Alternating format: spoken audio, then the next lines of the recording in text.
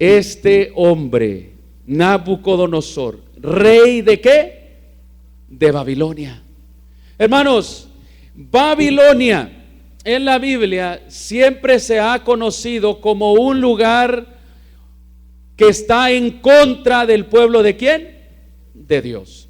Babilonia aparece en el Antiguo Testamento, aparece en el Nuevo Testamento y aparece en las profecías del tiempo del fin. Babilonia, esa mística ciudad, ese lugar misterioso, hermanos, todavía sigue en pie. Y en una de las predicaciones vamos a ver cómo la antigua Babilonia sigue en pie, ¿ok? Y no ha cesado de existir en sus propósitos espirituales, que es confundir a la gente con sus falsas doctrinas, sus falsas teorías, mezclando la verdad con la mentira. Pues dentro de Babilonia se encontraba allí Daniel, un joven que fue llevado cautivo.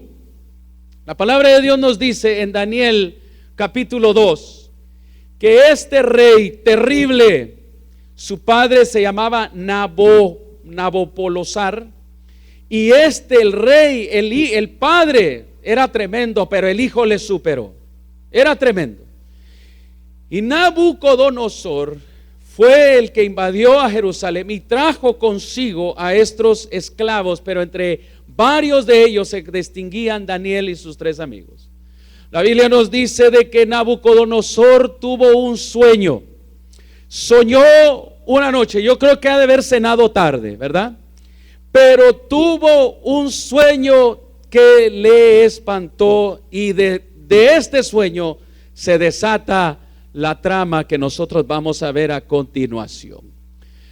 Mis queridos hermanos, Dios habla a través de muchas maneras, y una de las maneras que Él decidió hablar fue a través del sueño. Los hombres recibían de Dios mensajes a través de sueños, a través de visiones, a través de hombres llenos del Espíritu Santo. Dios ha hablado y continúa hablando, y hoy por medio de su santa palabra. Amén. Él envió un mensaje a este rey pagano, ¿ok? Este rey terrible. La Biblia nos dice de que él tuvo este sueño y él hizo una petición. Él pidió a los hombres magos y a los adivinos que le dijeran qué es lo que él soñó. Él había soñado algo y no se acordaba del sueño. ¿A cuánto les ha sucedido esto, hermanos? Que sueñan y no se acuerdan, ¿verdad? Este hombre tuvo este sueño, fue terrible y lo perturbó.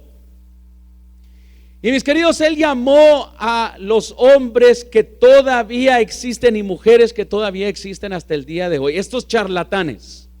Mandó a llamar a los magos, mandó a llamar a todos aquellos adivinos, encantadores, ¿ok? ¿Para qué? Para que le dijeran a él qué es lo que él había soñado.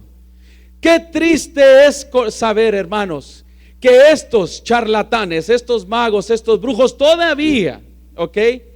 La gente les cree a ellos cuando ellos han perdido toda credibilidad. Hoy en día hay hombres y mujeres que se dedican a leer el tarot en la televisión, a leer las cartas y a dar el futuro. Hay hombres como ese brujo Walter Mercado, $400 millones al año, ¿ok? Para inventar cosa y media. Si fueran reales, se hubieran ganado la lotería. ¿No creen ustedes así? ¿Verdad? Pero nunca se ganan nada, porque no saben nada. Nabucodonosor buscó la ayuda de los magos, de los adivinos, que le mostrasen qué es lo que él había soñado. Mis hermanos, pero había algo diferente en la petición que ahora el rey estaba haciendo. Él nunca había hecho esta clase de petición. La clase de petición que ahora él tenía no era acerca de la interpretación del sueño, era que le dijeran qué soñé. ¿Sí? Anteriormente le daban, y saben ustedes, hermanos, yo nunca he hablado, nunca he hecho estas cosas, pero gente que cuenta, que van y consultan a estas personas, que le den detalles generales de su vida y comienzan con información previa, comienzan ellos ahora a darte interpretaciones. Saben, mis queridos hermanos, hoy en día tenemos el social media, tenemos toda nuestra vida hoy puesta en Facebook, ¿verdad que sí? Y muchas personas ahora se basan, cuando llaman, estas personas me han contado que han llamado y ahora estas personas preguntan, dame tu nombre, y tienes Facebook, tienes esto, y la gente va y lee todo el historial de las personas, y por medio de información previa ellos pueden dar, ¿ok? Con bastante atinan pues los aspectos de la vida de una persona, y la gente va allí y se lo cree. Ay, ¿cómo sabe tanto? ¿Sabe? Nabucodonosor no les dio ni una clave les dio. Entonces él hizo la petición, díganme qué soñé. El negocio, dijo él, se me fue. Si no son capaces ustedes, sí, de interpretar el sueño, hermanos, allí estos hombres, Nabucodonosor les dio una amenaza. Comenzaron a hacer una serie de juegos, comenzaron a dar una serie de excusas, porque eso es lo que ellos hacen, inventan. Y en esta ocasión Nabucodonosor no les dio ninguna clave para que ellos pudieran entonces interpretar el sueño. Dice la palabra de Dios de que no hay, hermanos, ningún otro medio para nosotros conocer el futuro.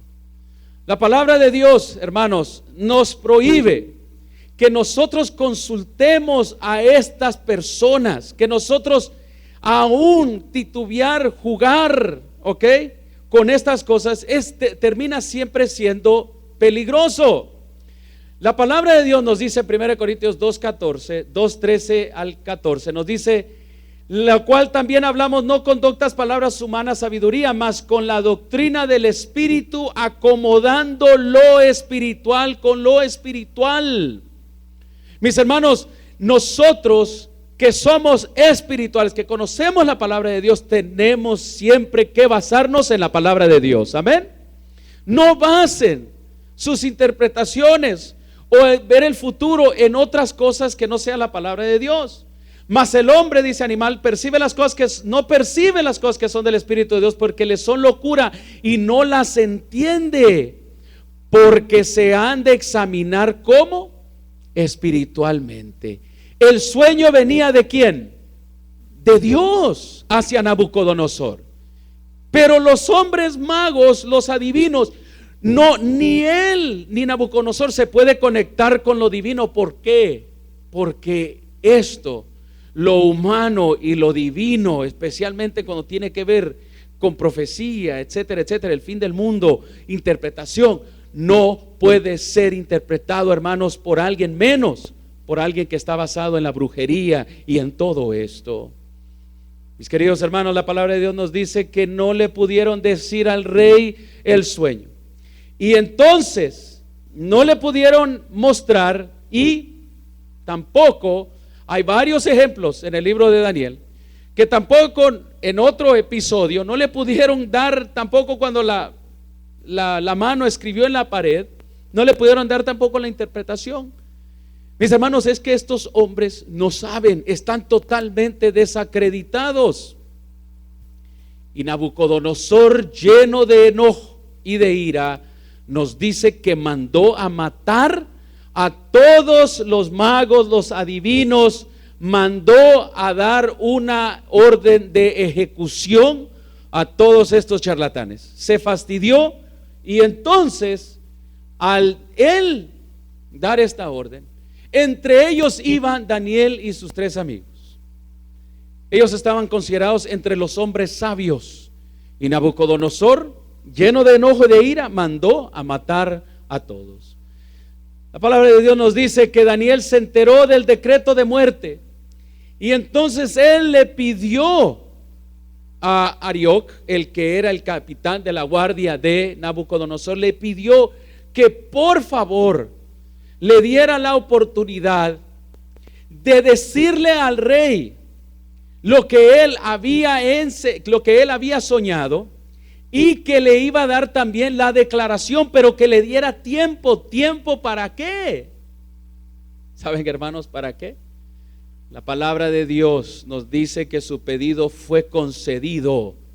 Él no dijo, ya déjame ir ya para poder decirle al rey. No, él pidió tiempo para hacer una cosa, hermanos. ¿Y saben qué? Él pidió tiempo para consultar al Dios vivo todopoderoso, el que está en control de toda la historia de este mundo. Amén. Él sabía en quién depender. Si él iba a buscar, hermanos, si él iba a buscar la ayuda no humana, iba a buscar la ayuda divina. Y eso es lo que él hizo. La palabra de Dios nos dice que en oración Dios le declaró, ¿sí?, a Daniel lo que él había soñado. Nos dice aquí que ellos demandaron misericordia del Dios del cielo sobre este misterio, y Dios le demostró el sueño a Daniel. Y aquí está. Dice la palabra de Dios que en visión de la noche, nos dice la palabra de Dios que él recibió esta visión, la llevó al rey y entonces se presentó al rey. Pero hermanos, fíjense cómo se presenta al rey. No se presenta a él como él la fuente de la interpretación, porque Nabucodonosor, él confiaba en estos hombres.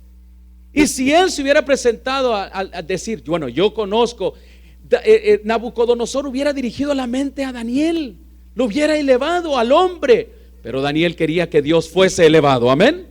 Él quería que Dios fuese elevado y que no fuese elevado el hombre. Nos dice Daniel, enumeró 7 cosas que el sueño describe acerca del Dios del cielo. Número 1, le dio todo crédito a Dios y él le dijo, él es el que muda los tiempos y las oportunidades. ¿Ok?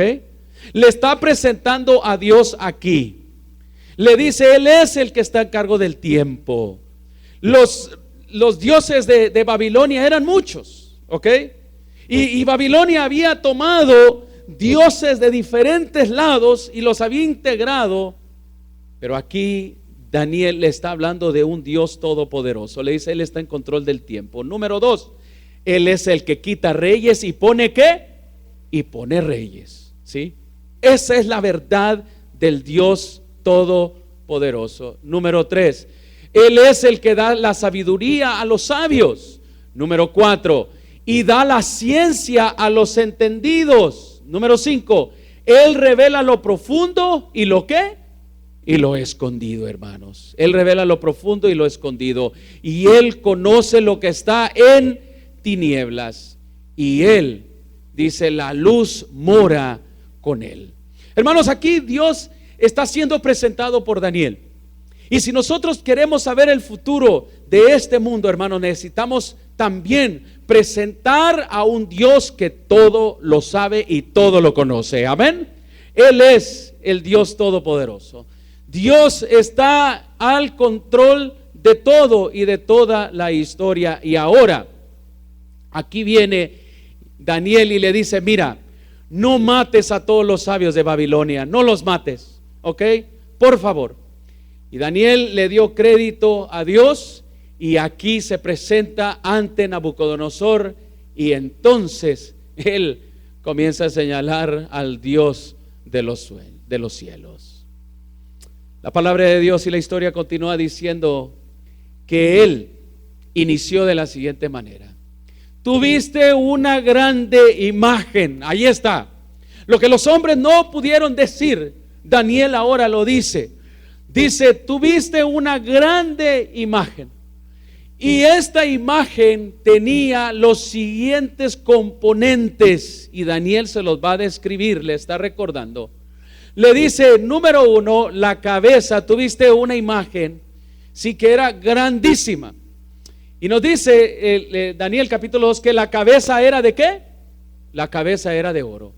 Los pechos eran de plata.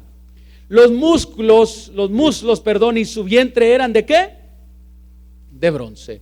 Sus piernas eran piernas de hierro, y sus pies en parte de hierro y en parte de barro ¿qué? De barro cocido. Esto es lo que él está describiendo, lo que él vio. Le está recordando al rey Nabucodonosor qué es lo que él vio en este sueño. Y nos dice de que cuando él estaba contemplando en su sueño, Nabucodonosor, esta gran imagen, vino una piedra que no fue cortada con mano, sino que esta piedra venía del cielo e hirió a la imagen. ¿Y qué sucedió con la imagen? La desmenuzó, la destruyó. La palabra de Dios nos dice que hirió a la imagen en sus pies de hierro y de barro cocido, y desmenuzó, levantándolos al viento, y nunca más se les halló lugar. Mis hermanos, nada quedó, sino qué es lo que sucedió con esa piedra. Daniel le dice al rey y le recuerda de que él vio esta piedra, y esta piedra fue hecho un gran monte que hinchió toda la ¿qué? Toda la tierra. Ahora viene la segunda parte. Viene la interpretación del sueño. Daniel otra vez no se olvida de darle crédito a Dios. Oh, Daniel le gusta darle crédito a Dios. Yo pregunto, ¿estamos nosotros dispuestos a darle crédito a Dios por todo? Amén. Dale a Dios crédito por todo, por la alegría que tienes, por todas las bendiciones que tú recibes. Dale crédito a Dios. Ahora viene la interpretación. En la interpretación, Daniel le dice lo que representa cada una de las partes del cuerpo y de los metales. Número 1, comienza con la cabeza de oro. La cabeza de oro le dice: tú eres la cabeza de oro. En otras palabras, ¿a quién representa la cabeza de oro? Representa correctamente a Babilonia. Babilonia fue un reino que existió del año 606 antes de Cristo al año 538. La ciudad se le conocía como la ciudad de oro, así es descrita en Isaías 14:4. Y el dios Belmarduque era el dios de Babilonia, era el dios principal de Babilonia. El oro estaba relacionado con Babilonia, pero no porque iba a durar para siempre, todo lo contrario, hermanos, sino porque era un reino esplendoroso. Las paredes, hermanos, estaban grandísimas, y todavía existe este lugar. Parte de la antigua Babilonia todavía está allí, pero está en ruinas, y quiso ser levantada otra vez por Saddam Hussein. Él dijo que él era el segundo Nabucodonosor, y ya saben dónde quedó ese Nabucodonosor, ¿verdad? Ahora, estos pórticos, hermanos, para el asombro de multitudes de gente, eran bellos y esplendorosos. Y nos dicen en una tablilla que fue encontrada, de que estas iban a permanecer para siempre. Pero qué triste noticia le dio Daniel a continuación. Mis hermanos, ¿iba a durar para siempre el reino de Nabucodonosor? De ninguna manera. Les quiero recordar que estamos recorriendo aquí a esta profecía porque nos va a llevar hasta el tiempo del fin, hasta nuestros días, pasado a nuestros días. Y entonces nos dice Daniel que no. Después de Babilonia, Daniel le dice acerca de los brazos y el pecho, los pechos que eran de plata.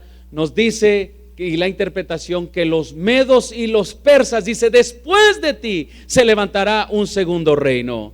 Y mis hermanos, de ahí vinieron, y es bien conocido que vinieron los medos y los persas, fueron los que conquistaron a Babilonia, y estos existieron en poder desde el año 538 hasta el año 331 antes de que Cristo naciera. Mis hermanos, aquí está el rey Nabucodonosor viendo la profecía de su reino, del siguiente reino que vendría, y ahora se desata toda la historia del fin hasta el fin del mundo. Daniel capítulo 5 versículos 3 y 4 da verificación del evento que llevó a la caída de Babilonia. Un nieto de Nabucodonosor, hermanos, se decidió emborrachar una noche, hacer una gran fiesta. Él hizo lo que su abuelo no había hecho. Él sacó los vasos que habían sido traídos de Jerusalén, los sacó, hermanos, ¿para qué? Para brindar a los dioses de piedra y de piedras preciosas. Y saben, eso le acarrió a él el juicio de Dios. Terrible fue lo que sucedió esa noche, cuando él, en medio de su embriaguez, y él habiéndole faltado el respeto a Dios, una mano apareció y escribió, una mano gigantesca apareció y escribió en la pared un escrito misterioso. No había hombre que pudiera interpretar, porque lo espiritual se interpreta espiritualmente. Amén. Y saben, hermanos, la Biblia nos dice de que Daniel en su vejez llegó y dio la interpretación y le dijo: quédate con tus regalos, porque hoy tu reino será entregado a los medos y los persas. Y Ciro el Grande, hermanos, esa noche llegó a Babilonia y tomó, cumpliendo así la profecía que Daniel le había dado al reino de Nabucodonosor. Mis queridos hermanos, hay profecía aún para nuestros días, y la historia de esta nación también está escrita.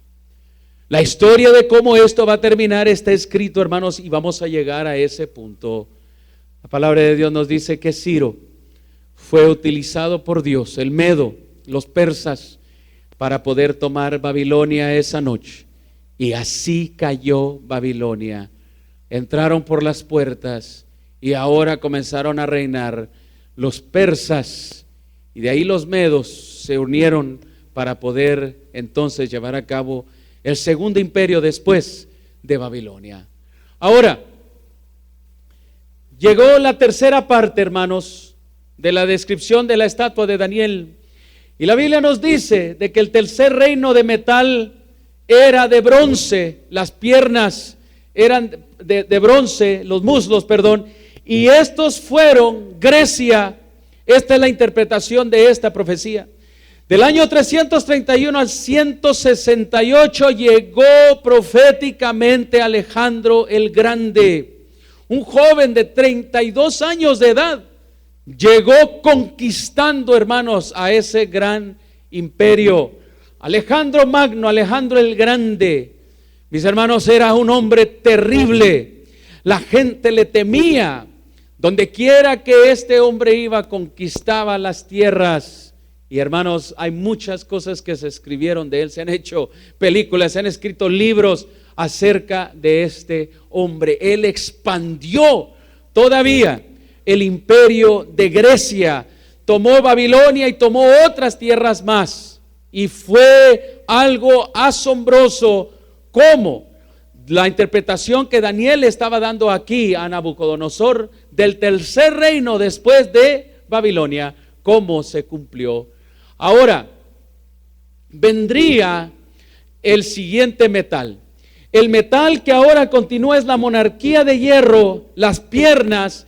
¿Y cuál fue el reino, hermanos, que surgió después de Grecia? Es bien conocido, se llamaban los Rómulos, porque el líder de ellos se llamaba Rómulus. Y este hombre, hermanos, la historia cuenta que iniciaron como una tribu, un grupo pequeño, y fue creciendo de tal manera que llegaron a ser el imperio romano. Estos gobernaron más de 500 años, 168 años antes de que Jesús naciera, hasta 460 años, 76 años después de que Cristo había ascendido a los cielos. Hermanos, este fue un imperio y el cuarto metal son las piernas de hierro que representan al temeroso imperio romano. Aquel imperio que se distinguió por el uso del hierro. Era un imperio terrible. Mis queridos hermanos, la palabra de Dios nos dice de que ellos gobernaron todavía más. Tenía tan grande el imperio que cubría bastantes países en su gobierno. Ahora, cuando Daniel describe este cuarto reino a partir de Babilonia, ahora las cosas se ponen un poco más interesantes. No voy a terminar toda la profecía hoy. Hoy voy a describir una parte y terminaremos el próximo miércoles. Ahora, ¿qué sucede con estas piernas que son de hierro? Llega hasta el tobillo, pues ahora nos va a dar la descripción de los dos pies que componen los dos pies, los 10 dedos, ¿verdad? De los pies de la estatua. La palabra de Dios nos dice de que sería un reino dividido. Dice que habría parte metal y parte de barro. ¿El metal y el barro se mezclan? No. El hierro todavía venía como una extensión del reino del imperio romano. Habría todavía parte de Roma en este último de los imperios terrenales. El barro y el hierro, nos dice aquí Daniel, que sería un último reino. Ahora, estos no se mezclarían. Mis hermanos, cuando cayó el imperio romano en el año 476, sorprendentemente, se dividió, en estas 10 naciones, así como lo describía la profecía. La palabra de Dios, mis hermanos, la historia nos dice que se dividieron en los siguientes.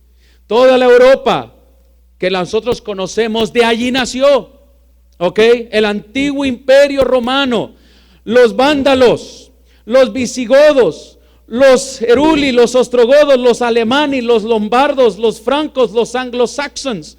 Todas estas eran tribus que llegaron a invadir a Roma. Y mis hermanos, la historia de la caída de Roma es terrible, es terrible. La manera que cayó Roma, hermanos, ¿sí? No solamente, fue la caída por fuera, sino por dentro. Pero estas tribus entonces llegaron y cayó, hermanos, el imperio romano y se dividieron en 10 naciones. Y de aquí nacen estos países que tú y yo conocemos. ¿Quiénes son, por ejemplo, los alemanes? ¿Quién es ese país hoy en día? Alemania, exactamente. De allí vienen ellos. Ellos surgieron, hermanos, en el tiempo que Daniel describió después de Roma. En los pies, en los dedos que se dividen, allí surgió este país, así como había sido descrito. Mis hermanos, ¿quiénes son, por ejemplo, los francos? Es Francia. Y así cada uno de los países, hermanos. España y todos los demás países europeos es el antiguo imperio romano. Les pregunto yo, ¿está pasando una crisis hoy en día en el 2017 la Unión Europea, sí o no? Han tratado de unir el antiguo imperio romano, de las divisiones que se hicieron, han querido hacer un super país, pero no lo han logrado. Es más, nosotros acabamos de vivir hace poco que Inglaterra, ¿qué es lo que está haciendo hoy en día? ¿Se está uniendo a la Unión Europea o está saliéndose? Se está saliendo, exactamente. Bien lo dijo Daniel, que no se iban a unir. Y esto que sucedió el año 476 llega hasta nuestros días, mis queridos hermanos, donde van a tratar de unirse y van a estar separados. Sorprendentemente la profecía se está cumpliendo ante nuestros ojos. Mis queridos, ha habido luchas para unir a estos países, a unir la antigua Roma, la gloria del antiguo imperio romano, pero no va a suceder porque está profetizado. Amén. No va a suceder porque está profetizado. Ahora, mis queridos hermanos, nosotros, ¿dónde nos encontramos? Después de que Daniel describe Babilonia, los medos y los persas, Grecia, Roma y la Europa dividida que llega hasta nuestros tiempos, mis hermanos, nosotros nos encontramos justamente en ese periodo de la historia. Ahora, mis queridos hermanos, ¿será el continente europeo? ¿Se unirá? ¿Sí o no? De ninguna manera, ya lo sabemos, ¿verdad? Y lo estamos viendo ante nuestros ojos. Ahora, ¿qué es lo que sucede en esos días cuando se están tratando de unir este reino? La palabra de Dios, y Dios le describió a Daniel lo siguiente: el Dios del cielo nos dice otra vez, Daniel siempre le da crédito a Dios, ¿qué es lo que hará en los días de estos reyes, de este último imperio, de este último gobierno? La palabra de Dios describe, hermanos, que vendrá esta piedra simbólica. Vendrá, hermanos, sobre esos dedos, sobre esos pies, y destruirá toda la historia de estas grandes naciones. Las destruirá, dice la palabra de Dios, que viene esta piedra. Y esta piedra, hermanos, ¿a quién representa? Representa la segunda venida ¿de quién? De Cristo Jesús. Sorprendentemente, hermanos, nosotros podemos ver pasado de nuestra historia. Lo que estamos viendo ahorita, las elecciones que van a haber ahora en Francia, lo que sucedió en Inglaterra, las elecciones que hubieron aquí y todo este mundo que está conmovido, mis queridos hermanos, Cristo viene pronto. Cristo viene pronto y está descrito, hermanos, en detalle. No lo podemos nosotros perder.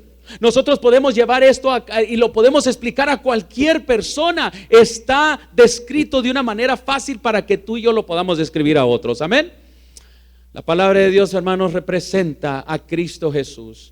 Y el que cayere sobre esta piedra será quebrantado, y sobre quien ella cayere le desmenuzará. Después de haber escuchado, hermanos, la interpretación del sueño, ¿qué dijo el rey Nabucodonosor acerca del Dios de Daniel? La Biblia nos dice ciertamente que el Dios vuestro es ¿quién? Él es Dios y Él es Señor de los señores. Hermanos, esa va a ser la reacción de todo hombre y mujer que tú y yo tengamos la oportunidad de compartir esta gran verdad. Esto necesitamos compartirlo con la gente. Cristo está pronto a venir. No vienen otras cosas más, no vienen otras cosas más que la segunda venida de Cristo Jesús. Y yo creo, hermanos, con todo mi corazón, de que nosotros seremos esa generación que vamos a ver la venida de Cristo Jesús. Y que Él está trabajando con su espíritu para regresar los hijos a los hogares, las familias, hermanos, reconciliarlas. Y muchas personas necesitan conocer de este bendito mensaje. Es un mensaje precioso que necesitamos nosotros llevarlo a todas partes.